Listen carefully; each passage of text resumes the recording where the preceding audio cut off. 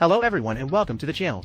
How do I do it? Now I have this tip for those of us who never know how to do the tie knot, and we are always looking for dad, uncle, grandfather or friend who helps us to do it. But with this advice, they can do it, and in an easy and fast way, and with practice, they will do it automatically and without trouble. Let's see how to do it. The first thing we are going to do is stretch our tie on a table or any flat surface, making sure that the thick side of this is on the right side, and the thin left, and with the front of his mouth down.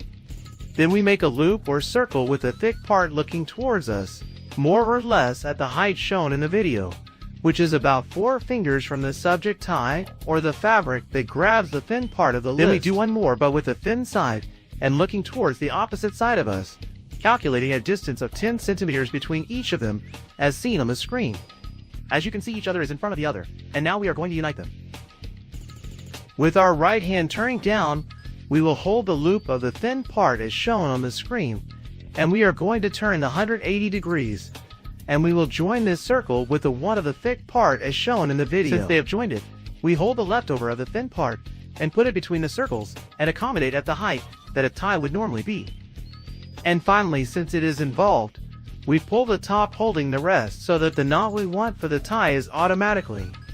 Keep in mind that you have to hold the bottom to be able to tighten the knot as I do in the video. Note that I do it slowly because it is the first time I did, but they will practice it faster and more fear. And as we can see, it is a perfect knot, and ready to put ourselves. They look like very difficult steps, but believe me that it is quite simple, and if I can do it, you will do it without problems. Let's see how it is already accommodated. Since we did the knot, we only adjust the neck so that we can enter the head, and we can adjust it. Done that, we just adjust as we would with a normal tie as shown in the video.